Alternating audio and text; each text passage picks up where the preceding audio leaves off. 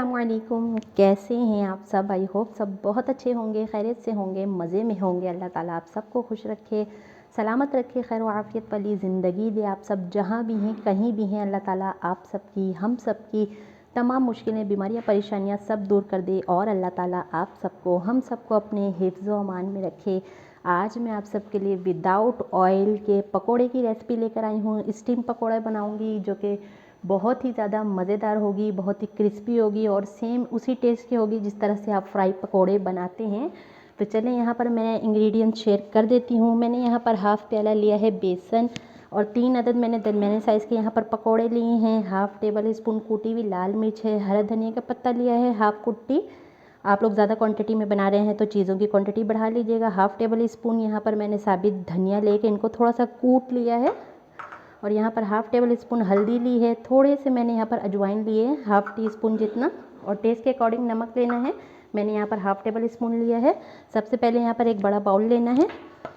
प्याज के पकोड़े मैं बना रही हूँ, आप लोग चाहें तो आलू और पालक के पकोड़े भी बना सकते हैं। प्याज को बिल्कुल बारीक बारीक सा काटने के बाद मैंने यहाँ पर धो लिया है ताकि जो इसके लच्छे हैं वो अच्छे से बन जाएँ। ये देखें इस तरह से अलग-अलग खुल गए हैं सारे प्याज धोने के बाद, अच्छे से धो कर रखा है। बेसन को भी मैंने यहाँ पर छान के लिया है, आप लोग भी छान लीजिएगा क्योंकि अक्सर इनमें कीड़े भी पड़ जाते हैं। अब गर्मियों के दिन आ गए हैं तो इनमें कीड़े भी हो जाते हैं अक्सर। अब आप लोगों को रमज़ान में परेशान होने की बिल्कुल भी ज़रूरत नहीं है कि तेल महंगा हो गया है, पकोड़े किस तरह से बनाना है। तो आप लोग स्टीम पकोड़े को एक दफ़ा ट्राई ज़रूर कीजिएगा, ये बहुत मज़े के लगेंगे खाने में। और पकोड़े तो इफ्तार में रौनक होती है, हर घर में पकोड़े लाजमी बनाए जाते हैं इफ्तारी में। तो ये रमज़ान स्पेशल में पकोड़े की रेसिपी आप लोगों के साथ शेयर कर रही हूँ। अगर आप लोग आलू भी ऐड करना चाहते हैं तो प्याज जिस तरह से मैंने बारीक बारीक काटे हैं इसी तरह से आप लोग आलूओं को भी बारीक बारीक कटिंग कीजिएगा। अब प्याज के साथ अच्छे से तमाम मसालों को यहाँ पर मिक्स कर लूँगी मैं। मसाले यहाँ पर सारे मिक्स हो चुके हैं। अब मैंने यहाँ पर बेसन लिया है हाफ़ प्याला। बेसन आप लोगों ने ज़्यादा इकट्ठे नहीं डालना है, थोड़ा थोड़ा बेसन करके डालना है। बहुत ज़्यादा बेसन डाल देंगे तो आप लोगों के पकोड़े क्रिस्पी नहीं बनेंगे, इसलिए इस बात का ध्यान रखिएगा, थोड़े थोड़ा करके बेसन डालिएगा। और पानी का इस्तेमाल भी इसमें बिल्कुल कम करना है क्योंकि प्याज का पानी भी निकलना है बाद में, इसलिए मैं यहाँ पर 15 मिनट के लिए रेस्ट दूँगी। हाफ़ कप मैंने यहाँ पर पानी लिया है, 2 से 3 खाने के चम्मच यहाँ पर पानी डाल रही हूँ मैं अभी। बैटर पतला बिल्कुल भी नहीं करना है, स्टीम पकोड़े बनाऊंगी तो बैटर पतला हो जाएगा तो अच्छे से स्टीम नहीं होंगे, ये फैल जाएंगे, इसलिए पानी एहतियात से डालिएगा। ये थिकनेस चेक कर लें आप लोग। अभी मैं यहाँ पर 15 मिनट के लिए रेस्ट दे रही हूँ इसे। 15 मिनट के बाद स्टीम पकोड़े बनाऊँगी। चलें 15 मिनट के बाद मिलती हूँ।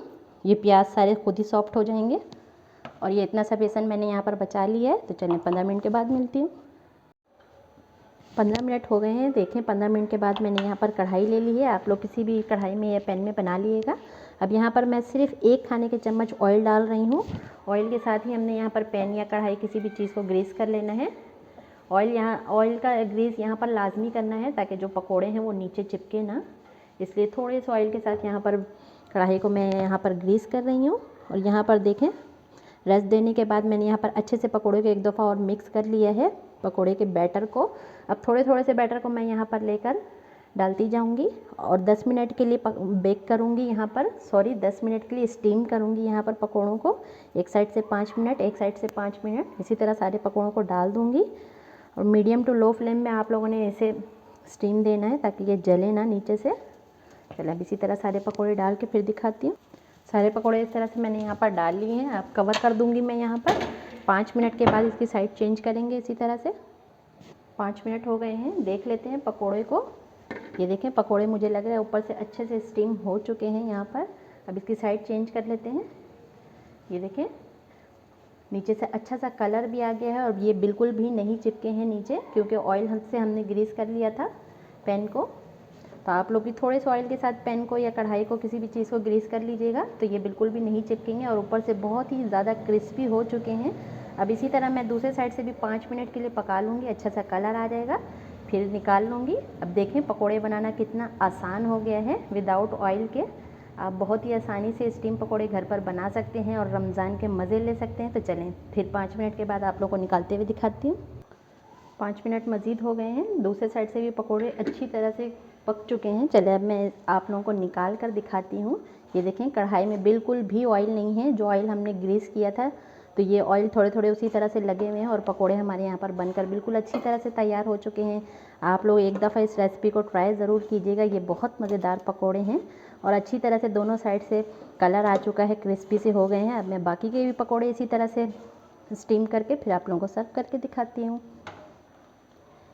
ये देखें माशाल्लाह से बहुत अच्छे लग रहे हैं ये पकोड़े। स्टीम पकोड़े की बहुत ही मज़ेदार रेसिपी मैंने यहाँ पर सर्व कर दी है। इसे देख के कोई भी नहीं कहेगा कि ये पकोड़े फ्राई नहीं हुए हैं, स्टीम में बनाए गए हैं। बहुत ही ज़्यादा ऊपर से क्रिस्पी हैं और मज़ेदार हैं। आप लोग भी इस रेसिपी को ट्राई ज़रूर कीजिएगा, मुझे फीडबैक लाजमी दीजिएगा। अगर रेसिपी अच्छी लगे तो वीडियो को लाइक शेयर, चैनल को सब्सक्राइब लाजमी कर दीजिएगा। अपना बहुत सारा ख्याल रखिएगा, मुझे दुआओं में याद रखिएगा। बहुत जल्द आऊँगी एक और बहुत ही मज़ेदार सी रेसिपी के साथ। अल्लाह हाफिज़।